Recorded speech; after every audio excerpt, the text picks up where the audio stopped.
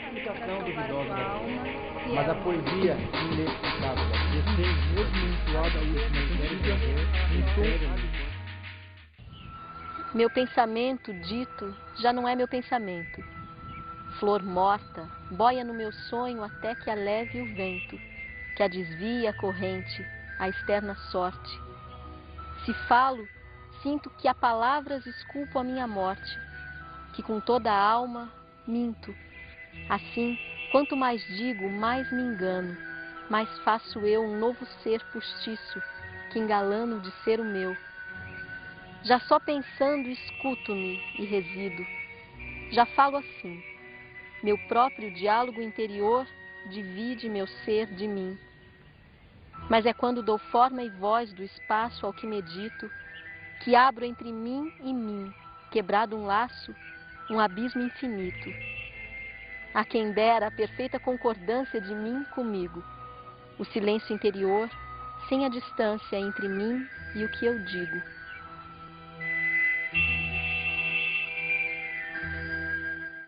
Na nossa aula de hoje, nós vamos falar sobre análise sintática.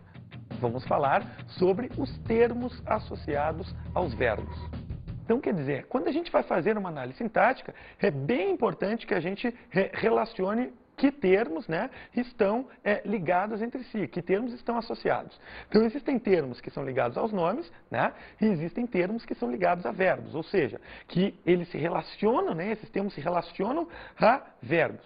O verbo, como a gente sabe, ele é a base da análise sintática. Então, um elemento, por exemplo, como sujeito, é um termo ligado ao verbo, mas é um termo essencial da oração. Nós vamos falar hoje, né, sobre os complementos verbais, vamos falar sobre o agente da passiva, vamos falar também sobre o adjunto adverbial. Vamos começar, então, falando agora sobre os complementos verbais. Complementos verbais são complementos de sentido para verbos transitivos, né? Então, verbos transitivos são aqueles que não têm sentido sem o seu complemento, né? E eles podem pedir aí um complemento preposicionado ou não, né? Ou ainda pedir os dois. Bem, então nós vamos começar o estudo dos complementos verbais, lembrando que nós temos dois complementos verbais, né? O objeto direto e o objeto indireto. Nosso estudo inicial vai ser sobre o objeto direto. O objeto direto é o complemento de sentido dos verbos transitivos diretos, dos VTDs, né? Então, quando a gente tem um verbo transitivo direto, né, ele vai se ligar normalmente a um sujeito e vai ter um objeto direto ali, né? O complemento dele é o que a gente chama de objeto direto, tá? Então vamos ver alguns exemplos aí de verbos transitivos diretos, vendo também os seus objetos diretos que estão ligados a eles. Encontrei o professor no pátio. Encontrei o professor no pátio.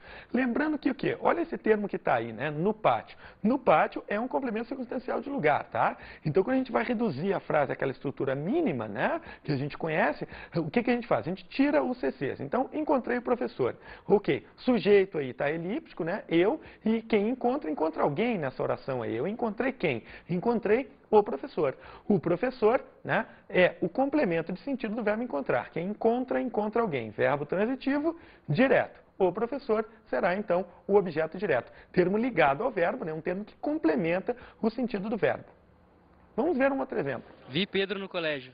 No colégio, complemento circunstancial, né, de lugar, e aí temos o quê? O restante da oração é vi Pedro. Sujeito, né, está aí, elíptico ou desinicial. Eu, quem vê, vê algo, ou vê alguém nesse contexto aí, né? Quem vê, vê alguém. Então, eu vi quem? Eu vi Pedro. Pedro, então, é um substantivo, né, que se comporta aí como objeto direto. Lembrando o seguinte, o objeto direto, né, os complementos verbais, também são sintagmas nominais, tá? Então, eles são termos de núcleo substantivo. Vamos ver mais exemplos. Mariana e Pedro colecionam selos. Verbo colecionar, né? Quem é que coleciona aí? Informação é sobre quem, né? A declaração verbal é sobre quem? Mariana e Pedro, sujeito. No caso, um sujeito composto, tá? Mariana e Pedro. E aí a gente tem coleciona. Quem coleciona, coleciona algo. E esse algo aí, né, é exatamente o complemento de sentido do verbo transitivo direto, colecionar. Coleciona o quê? Coleciona selos. Selos, portanto, será o nosso objeto direto, né? O objeto direto aí do verbo colecionar.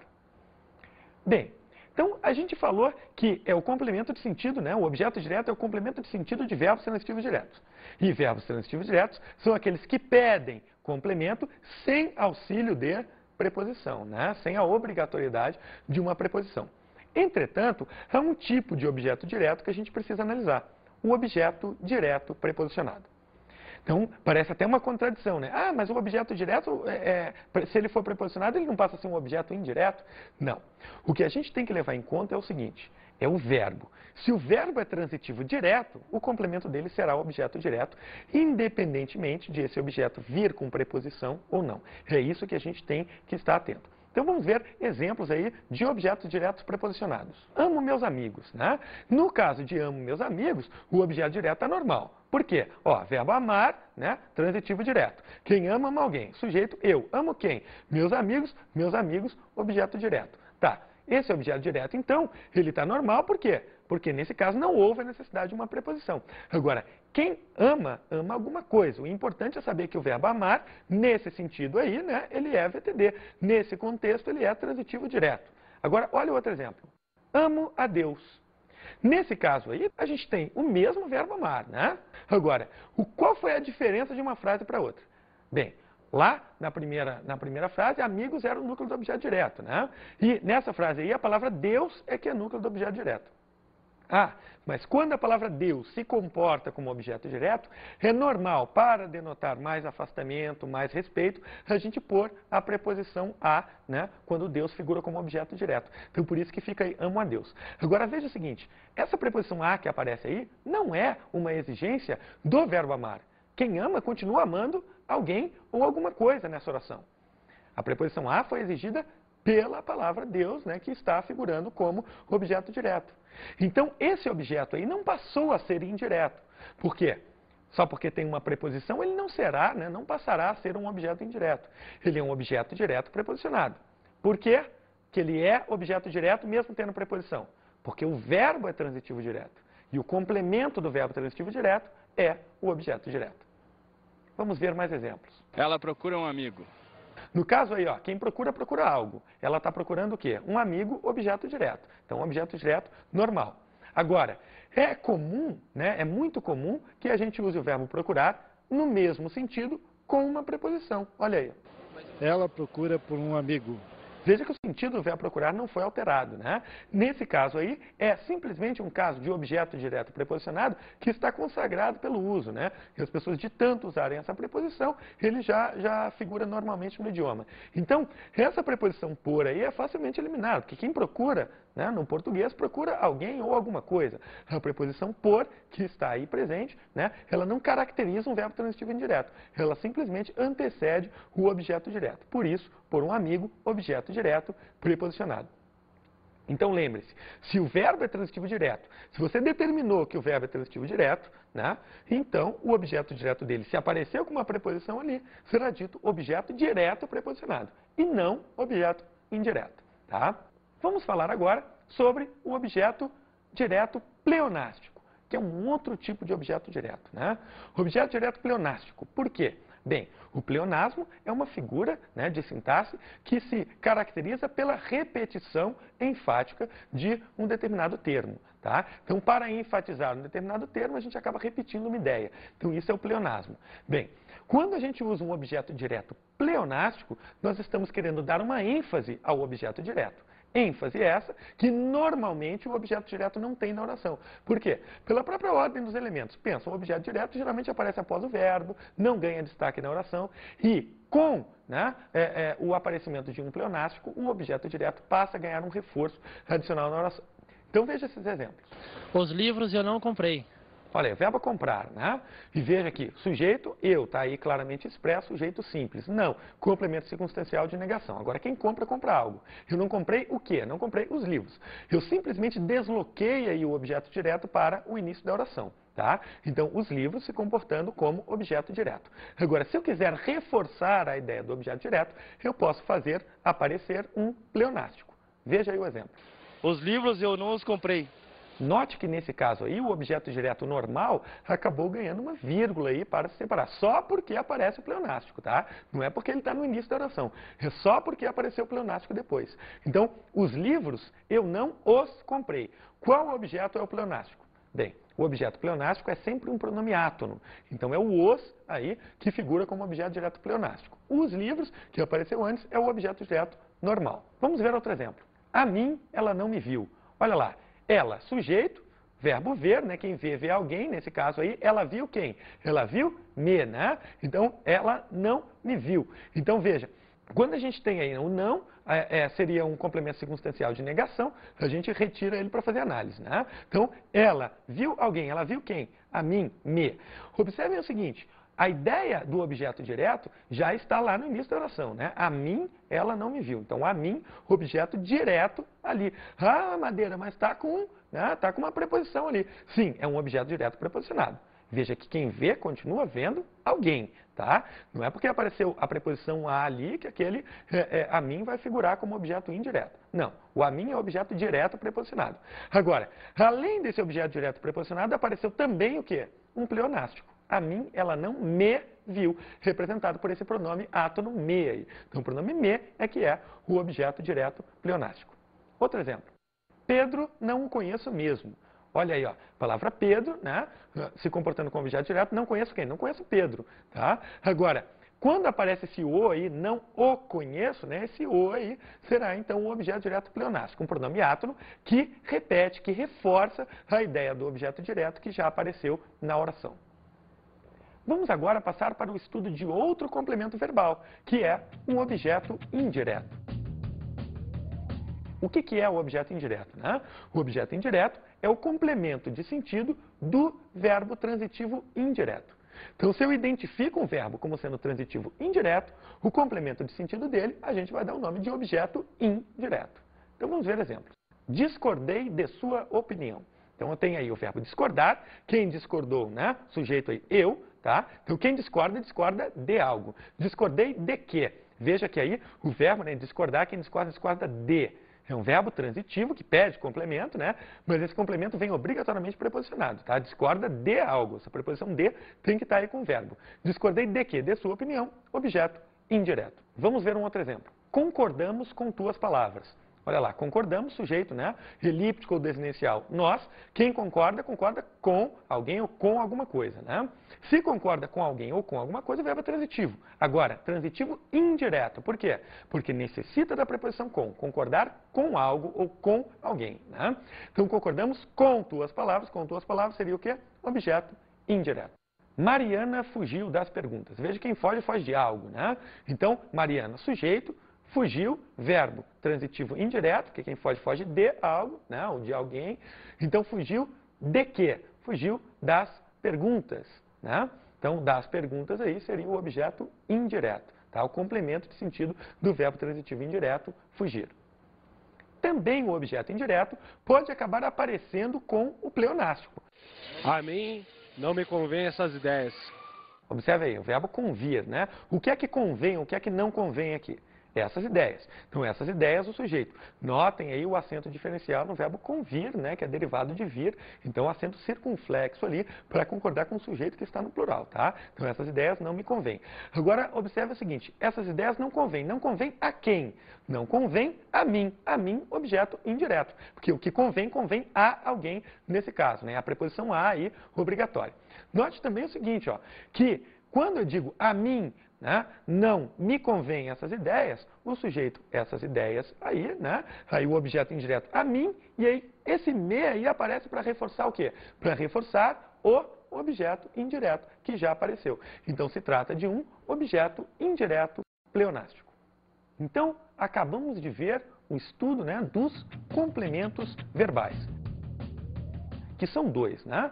O objeto direto e o objeto indireto.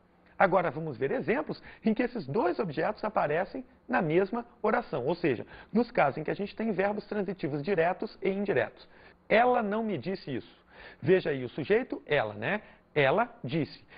Veja quem diz, diz algo a alguém. E no caso aí, ela não, né? Não, complemento circunstancial de negação, não disse a quem? A mim, alguma coisa. O que? Isso.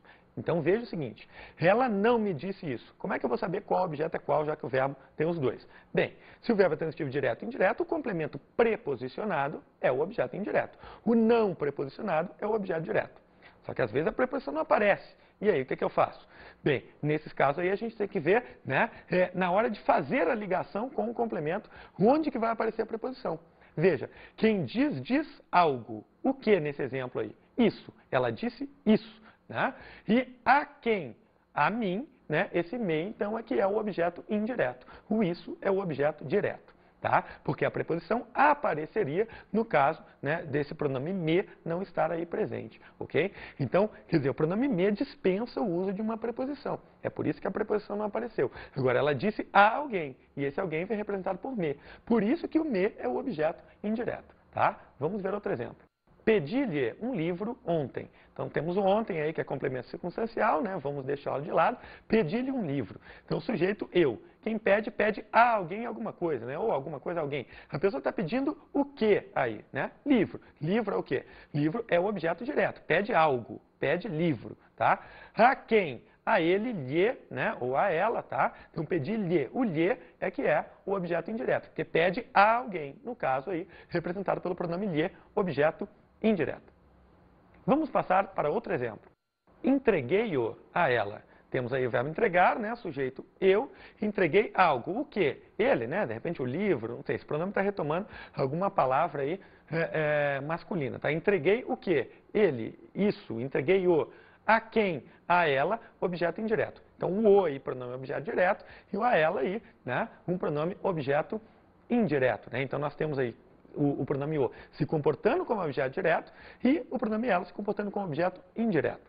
Bem, uma coisa importante para a gente falar a respeito, né, desses pronomes, aí, já que a gente começou a falar de pronomes agora, é o seguinte: no caso dos pronomes de terceira pessoa, há pronomes específicos que ocupam a função de objeto indireto e pronomes específicos para ocupar a função de objeto direto. Os demais, né, pronomes átomos, vão acabar ocupando as duas funções, tá? Podem exercer as duas funções. Então vamos ver primeiro pronomes objeto direto.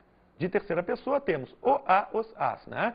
Esses pronomes aí sempre vão figurar como objeto direto, tá? Quando figuram como objeto de verbo, o objeto tem que ser direto para que esse pronome apareça.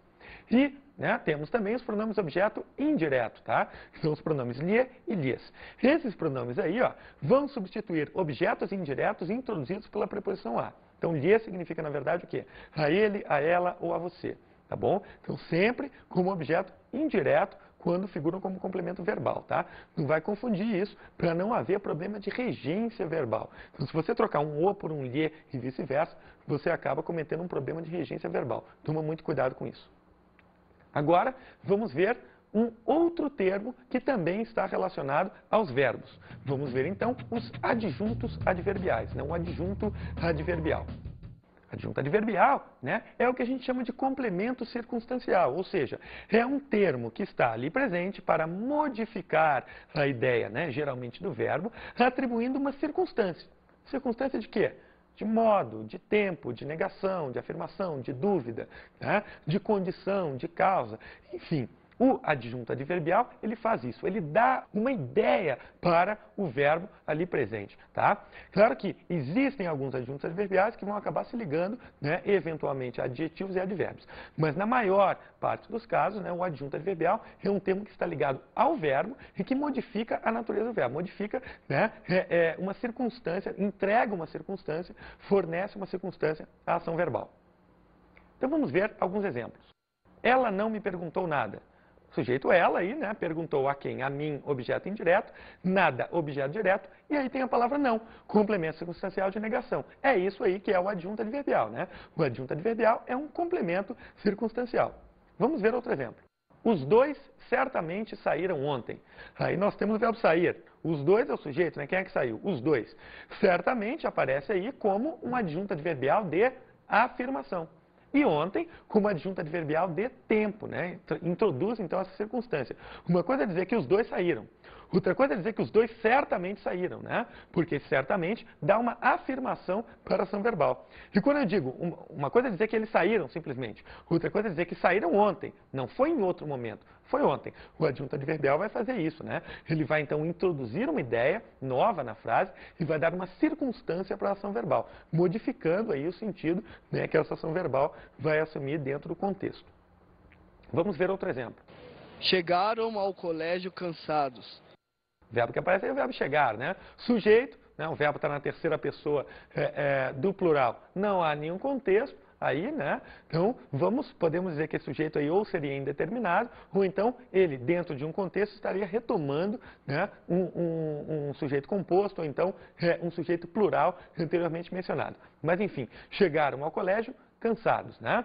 Cansados aí é o quê? É um termo que faz referência ao sujeito, né? E dá, então, uma qualidade, um atributo ao sujeito, sem se ligar a ele de maneira adjunta, evidentemente. Então, se trata de um predicativo. Agora, e o termo ao colégio? O termo ao colégio indica o lugar a que chegaram. Se introduz uma circunstância, uma ideia de lugar, esse termo ao colégio é, então, um adjunto adverbial de lugar. Outro exemplo. Talvez os dois falem muito amanhã. Nós temos aí os dois falarem, né? Essa que é a questão que está sendo trabalhada aí. Então, o verbo falar e temos o sujeito vai falar os dois. Aí, né, ocorre uma modificação da ação verbal por meio do advérbio talvez, que introduz uma ideia de dúvida, uma circunstância de dúvida aí. Talvez os dois falem. Agora, talvez falem muito, né? Muito introduz uma ideia de intensidade. E quando? Amanhã. Esse termo aí, amanhã, é um outro adjunto adverbial, então, que está introduzindo uma ideia de tempo. Então, veja que nessa oração aí apareceram 3 adjuntos adverbiais, né? Um de dúvida, o outro de intensidade e o outro de tempo. Outro exemplo. Falaram sobre você. Verbo falar aí, né? Com o sujeito indeterminado, falaram sobre você, introduz uma ideia também, uma circunstância. De quê? Uma circunstância de assunto, né? Então, sobre você é um adjunto adverbial de assunto, né? Está introduzindo essa ideia. Outro exemplo. Falaram com calma. Com calma indica um modo como falaram, tá? Se indica um modo como falaram, é o quê? Um adjunto adverbial de modo. Está introduzindo essa ideia de modo. Falaram com calma, equivale até ao advérbio de modo calmamente, tá? Outro exemplo. Sair com mijardina, né? Então aí nós temos com mijardina, indicando uma ideia de quê? De companhia, né? Quem saiu aí? Eu, sujeito, saí. Agora, com mijardina, introduz, então, essa circunstância nova aí, né? Uma circunstância de companhia. Claro que as circunstâncias que podem ser traduzidas pelos adjuntos adverbiais são muitas. Então, quer dizer, nem convém aqui a gente listar todas. Mas você pode fazer, né, uma boa análise, uma boa listagem dessas circunstâncias aí. O importante é você saber que o adjunto adverbial, então, é um termo ligado ao verbo e que vai introduzir uma circunstância, né, à ação verbal. Tá? Isso que é importante porque isso vai ajudar você na hora de identificar o adjunto adverbial. Vamos falar agora sobre o último dos termos ligados ao verbo, que é o agente da passiva. Agente da passiva, o próprio nome dele já diz, né? Ele é o termo agente da voz passiva, ou seja, é o termo que realiza a ação na voz passiva. Tá? Por que isso? Vai falar assim, mas quem realiza a ação não é o sujeito? Não, isso lá na voz ativa. Na voz passiva, o cara que vai realizar a ação é o agente da passiva. Por quê? Na voz passiva, o sujeito sofre a ação. Então, quem é que realiza a ação? O agente da passiva. O agente da passiva, então, é esse elemento. Vamos ver exemplos. O trabalho foi feito por 2 alunos.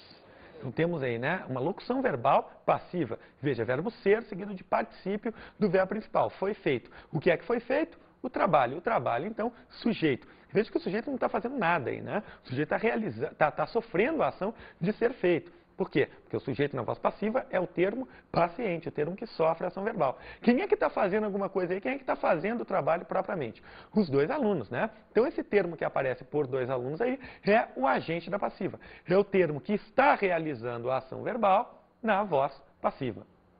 Vamos ver um outro exemplo. Um tecido é constituído de células. Olha só, verbo ser seguido de particípio. É constituído, né? Veja o seguinte, o tecido, na verdade, né, ele é constituído por alguma coisa constitui os tecidos. Agora, como essa frase está na voz passiva, né, quem é que está realizando essa ação de constituir o tecido aí? As células, né? Então, as células constituem o tecido. Se fosse na voz ativa, as células seriam inclusive o sujeito agente. Na voz passiva é o agente da passiva, tá? Então atenção aí, porque o agente da passiva geralmente, né, até há uma tendência de se decorar que o agente da passiva é introduzido pela preposição por, mas outras preposições podem introduzir, a preposição de, a preposição com. Então atenção para isso, esse exemplo aí, por exemplo, esse exemplo aí, né, no caso, a gente tem o agente da passiva introduzido pela preposição de, tá? Outro exemplo. A história é contada pelos vencedores. Verbo ser, mais particípio, voz passiva analítica, né? A história, sujeito. A história faz alguma coisa aí? Não. né? A história é contada. Quem é que conta? Quem é que realiza a ação de contar? Vencedores. Como essa frase está na voz passiva, o termo que realiza a ação na voz passiva é o agente na passiva. Tá, passando essa frase para ativa, esse cara vai virar o quê? Sujeito. Outro exemplo. Fui ferido por uma faca. Temos aí verbo ser, seguido de particípio. Fui ferido. Né? O que é que feriu aí? Né? A faca que feriu. Né? A faca realizou a ação de ferir. Então, uma faca aí é o quê? É o agente da passiva. É o termo que está realizando a ação de ferir nessa frase aí que está na voz passiva. Bem, então a gente está falando dessa questão, né, do sujeito na voz ativa, do agente da passiva. Então vamos relembrar isso daí, né? Essa questão do agente da passiva, né, e do sujeito da ativa. Por que que esses termos, na verdade, se relacionam, né? Pelo seguinte, quando eu tenho uma frase na voz passiva, ao passá-la para a ativa, quem era agente da passiva vira o quê? Vira sujeito da voz ativa. Então vamos ver exemplo. Os cachorros foram treinados pelos policiais. Verbo ser mais particípio, foram treinados. Quem é que foi treinado aí? Os cachorros, sujeito, né? Então, sujeito aí os cachorros. Agora, foram treinados, né? Por quem? Pelos policiais. Então, os policiais treinaram. Veja o seguinte, os policiais são, nesse caso aí, né, representam o termo que realiza a ação na voz passiva, né? Então, os policiais é que estão realizando a ação de treinar. Quando eu passo essa frase para a voz ativa, esse agente da passiva vai virar o quê? Sujeito. Olha aí o exemplo. Os policiais treinaram o cachorro. Verbo treinar, transitivo direto, né? Os policiais, sujeito, realizaram a ação de treinar e o cachorro é o que? O objeto direto. Então, tem, né, a gente tem que lembrar disso daí. Por quê? Um recurso muito utilizado para a gente saber se um termo é ou não o agente da passiva é a gente fazer o quê? É a gente transformar a frase da passiva para a ativa. Se o termo que você acha que é o agente da passiva se transformar em sujeito, ele será o quê, então? Agente da passiva, tá? Outro exemplo. Os sindicatos são formados de trabalhadores. Olha lá, verbo ser, seguido de particípio. São formados. O que é formado? Os sindicatos são formados, né? E nós temos aí o termo de trabalhadores. Bem, para isso aí ser agente da passiva, o que tem que acontecer? Na hora de passar para a ativa, esse cara tem que virar sujeito. Então vamos ver a constituição ativa dessa frase. Trabalhadores formam os sindicatos. Trabalhadores virou sujeito, né? Sujeito aí da voz ativa. Trabalhadores formam. O quê? Os sindicatos, objeto direto. Lá na passagem para a passiva, os sindicatos são formados de trabalhadores. O que era sujeito na voz ativa, vira então o quê? Agente da passiva. Então esse é um método muito recorrente para a gente saber se um termo é realmente o agente da passiva. Pôr a frase lá na ativa e esse cara então vai ter que virar o sujeito da oração, tá? Bem, então falamos de termos associados aos verbos, né? Agora, existe também um termo que não se liga a ninguém. O termo isolado da oração, o vocativo. O vocativo é um termo bastante especial. Por quê? Ele não está ligado nem a nomes, nem a verbos. É um termo isolado. Bem, para que ele serve? O vocativo é um termo que serve para indicar chamamento, né? Ele indica, na verdade, ele identifica o interlocutor ao qual você está se dirigindo. Que pode ser uma pessoa, pode ser uma coisa, né? Não precisa ser nenhuma coisa real, tá? Simplesmente, se você se dirigir, né, a alguém e chamar por essa pessoa, você vai estar usando um vocativo. Então, o vocativo vem exatamente de vocare, né? De vocare, que é o quê? Que é chamar. Então, é um termo que denota o chamamento do interlocutor. Vamos ver exemplo. Maria, onde está a chave? Veja o seguinte, onde está a chave é a minha oração. O termo Maria, na verdade, não está ligado a nenhum dos outros elementos. Não está ligado a onde, não está ligado a estar e não está ligado à chave, né? Então, o termo Maria está aí isolado. Agora, o que ele faz para mim? Ele identifica o meu interlocutor, né? A pessoa a quem eu estou me dirigindo. Maria, onde está a chave? Então, se trata de um vocativo, tá? O vocativo também é um termo que vai ter que vir isolado pela vírgula, ok? Vamos passar para um outro exemplo. O problema, meu filho, São as drogas. Olha lá, o problema são as drogas, né? O problema, sujeito, são verbos de ligação, as drogas, predicativo do sujeito. Agora, o que a gente tem aí inserido? Meu filho, que denota o quê? O chamamento, né? A pessoa a quem eu estou me dirigindo. O problema, meu filho, são as drogas. Então, ele identifica o meu interlocutor, é um vocativo. Então, o vocativo não precisa ser necessariamente uma pessoa. Eu poderia falar assim, parede, por que está tão branca? Né? Parede seria o quê? Vocativo, porque eu estou me dirigindo a ela. Tá? Poderia falar assim, ó nuvens, por que vocês estão tão cinzas? Né? Ó nuvens seria o quê? O meu vocativo está indicando o ser ao qual eu estou me dirigindo. Vamos ver então as nossas dicas de estudo.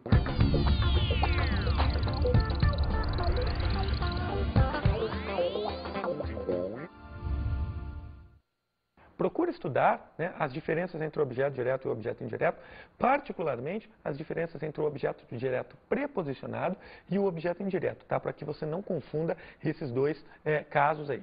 Uma coisa interessante também seria que vocês começassem a procurar, assim, de que maneira vocês podem usar um objeto direto preposicionado, por exemplo, num texto, né? Ou seja, que efeito que aquilo ali vai ter e por que que vocês estão preposicionando um objeto direto. Não preposicioná-lo, por exemplo, gratuitamente. Ou seja, conhecer os recursos linguísticos, saber por que acontece um objeto direto preposicionado, para que você possa adquirir mais clareza, né?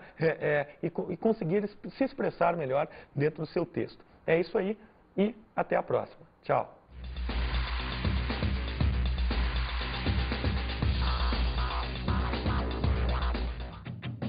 O tema da aula de hoje foi termos associados aos verbos. Vimos os complementos verbais, que são o objeto direto e o objeto indireto. Vimos o adjunto adverbial e analisamos também o agente da passiva. Além disso, vimos o termo isolado da oração, o vocativo. Bons estudos! Mas a poesia inexplicável da existência, mesmo entoada a última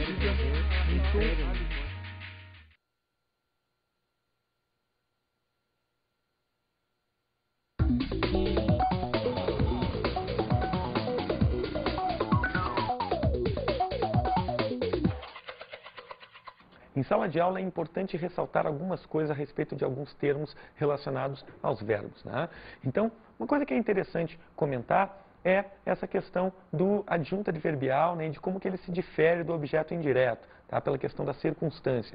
Então, isso é uma dúvida que pode acontecer bastante, principalmente no caso dos verbos intransitivos que pedem complemento circunstancial. Então, dar uma ênfase para isso daí, para que os alunos não associem o verbo ir e o verbo chegar, por exemplo, a verbos transitivos indiretos, né? Então, esse seria um reforço que seria interessante. Outra coisa que já seria bom começar a se tentar introduzir em termos de ideias assim, aos alunos, seria a questão da regência verbal, né? Aproveitar esse estudo do objeto direto e do objeto indireto para introduzir algumas questões de regência. Então, isso para que, na hora de fazer o estudo de regência, alguns exemplos, alguns casos já sejam conhecidos, não sejam tanta novidade. Então, é isso daí. Não a explicação duvidosa da ciência, mas a poesia inexplicável da existência, mesmo entoada a última